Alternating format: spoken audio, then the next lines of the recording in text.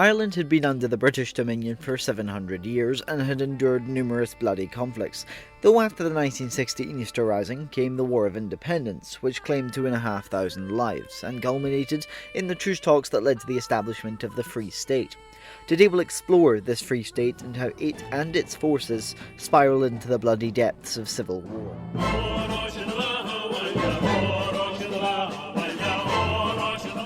On January 31st, 1922, the first unit of the Irish National Army was established from IRA's Dublin Guard in Dublin Barracks, following Michael Collins and the Provisional Government's takeover of Dublin Castle.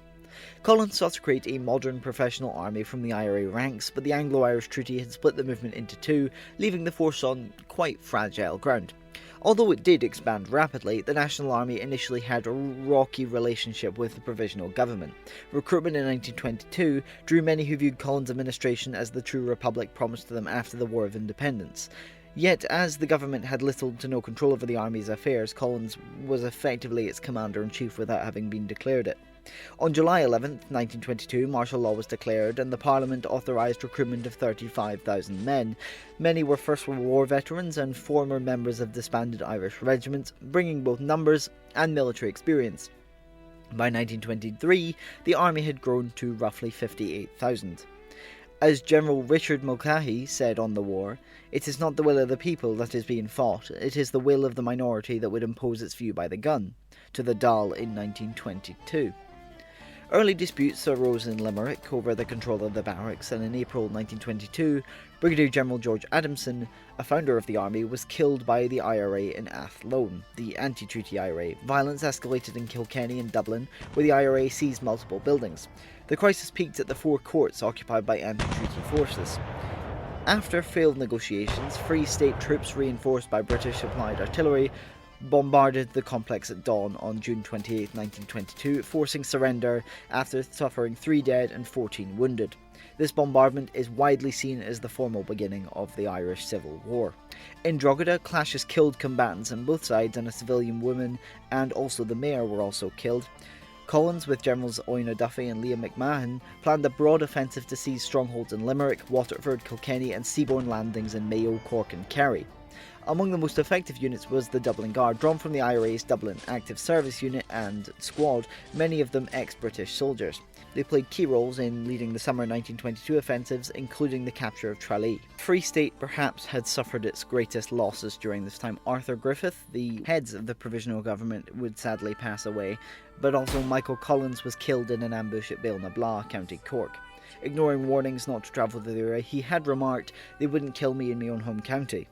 His death delivered a political shock on both sides and saw the continuation of the war for several months. The war was marked by harsh reprisals, particularly after Collins' death. Captured IRA fighters were often executed without trial, and most infamous cases occurring at Balsidi, where 9 prisoners were tied to a landmine, 8 were killed and 1 survived. Such actions illustrated the conflict's brutality, where vengeance often outweighed discipline. The Civil War had ended on May 24, 1923, when IRA Chief of Staff Frank Aiken, this is the anti-treaty IRA, ordered his men to dump arms. The conflict left Ireland deeply divided and scarred by violence. It also created a consolidated national army as the central institution of a new state.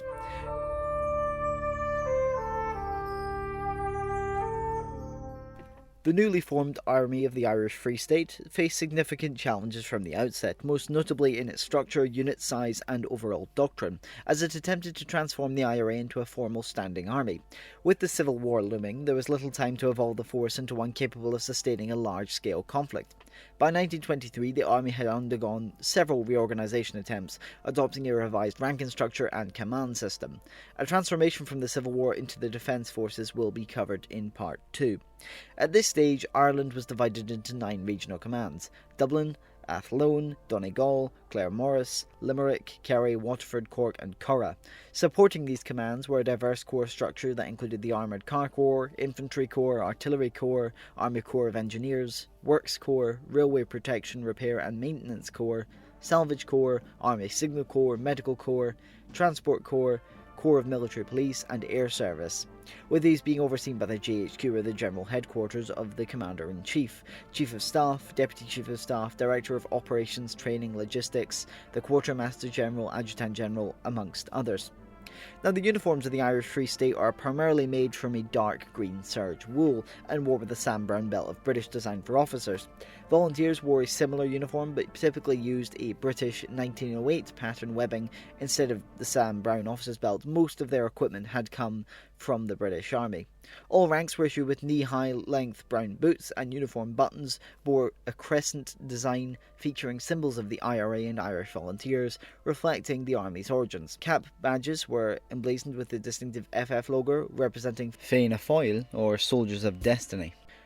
The Irish Free State was primarily equipped with Lee Enfield rifles, including the short magazine Lee Enfield, the SMLE Mark I and Mark III models, and they were supplied by the British for standard use within the Army. The Webley .455 Mark VI revolvers were standard issue as well for Irish Free State Army. They were also supplied to officers and non-commissioned officers.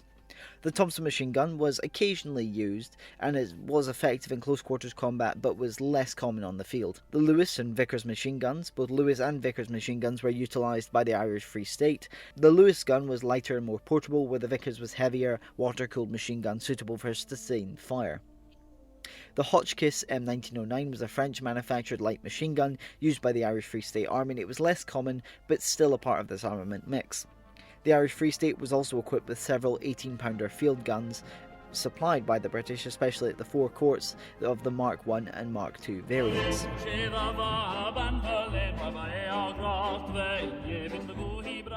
With the establishment of the Irish Army, also known as the Free State Army, the rank structure is still very much in its infancy in terms of military organisation, a system that would not fully take shape until 1923, which we will cover in the next video. The rank insignias were worn on the shoulder by the GHQ staff, while the rest of the company, non-commissioned officers and other officers wore it on the cuff. The highest rank was the GHQ Full General, or just General. Given the complexity of the Free State's early organisation, the rank of Full General shifted in its importance after 1924. Its most notable holder was Michael Collins, who served as Commander-in-Chief rather than Full General but still wore the insignia, and the role oversaw the Army's organisation, deployment, personnel, logistics, reporting directly to the Provisional Government. Other holders included Owen O'Duffy, who resigned in 1922 to become Garda Commissioner, and Richard McCulhey, who assumed the role after Collins' death. The insignia featured 3 yellow bands on the shoulder. The GHQ Lieutenant General commanded one of the 9 Army regional commands during the Civil War, or served as the Deputy Chief of Staff to the GHQ Generals. Notable holders include William R.E. Murphy as Deputy Chief of Staff in 1922, and Joseph Lawless as the head of the Curragh Command. The insignia featured 2 yellow bands on the shoulder. GHQ Major Generals held key operational roles at the frontline level, overseeing area commands, corps commands, or essential staff functions such as logistics, supply, training and promotions. Daniel Hogan commanded the Eastern Command during the Civil War before becoming Chief of Staff post-war, and the insignia featured 2 yellow bands on the shoulder, with the top band being thinner. Now, this is where it gets a bit complex. The GHQ Commandant General and the duties of the Commandant General were not formally defined. The holders often commanded regional commands in the Irish Army. John T. Prout, for example, served as Commanding General of the South East during the Civil War. Among anti-treaty forces, the rank appears to have been used at the brigade level. The insignia consisted of a single yellow band on the shoulder. GHQ Division Commandant General. It usually oversaw a division command, though historical records show some ambiguity between this role and the Commandant General and other general ranks regarding the exact duties, and the insignia feature a thin yellow band between 2 res, and this confusion could be put down to the trying to morph the IRA units into a larger standing army, which didn't quite work. The rank of Commander came in 3 separate grades, distinguishing by colour, overseeing divisions, brigades or battalions. This sometimes caused overlap with general officers due to the rapid expansion of the IRA-style organisation, as I mentioned, and the insignia consisted of 3 bands on the cuff, red for division, brown for brigade, purple for battalion. The Vice or Lieutenant Commandant acted as a deputy at division, brigade or battalion level, assuming command in the absence of the commander and assisting with administration, operations, discipline. The insignia consisted of 2 bands on the cuff, red for division, brown for brigade, purple for battalion. Company grade officers had 3 separate ranks. The captains commanded a company, squadron, battery, most senior grade of the company officers. The insignia consisted of 3 dark blue bands on the cuff. Lieutenant and second lieutenant commanded a platoon, typically of 3 to 4 per company, depending on the operational needs and the unit type. Though no official records confirm any sort of ratio within the army, the lieutenants wore 2 dark blue bands on the cuff and second lieutenant wore 1. Now, the sergeant major was the most senior, most non-commissioned officer within the battalion, company or brigade, really. They oversaw soldiers' welfare, discipline, training, managed supplies, and assisted commanding officer with administration. The insignia featured 3 dark green bands on the cuff. The sergeants commanded squads, typically of 3 to 4 within a platoon. They provided field leadership, maintained discipline, supervised training, and ensured proper equipment.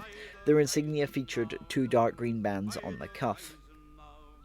Corporals, serving as team leaders within a squad, assisted the sergeant with small unit command, discipline, relaying orders, and the insignia featured a single green band on the cuff. The volunteer wore, well, what was known as the volunteer instead of private within the Irish Army, harked back to the original title from the Irish Volunteers of 1913-1914, who fought in the Easter Rising and later joined the IRA.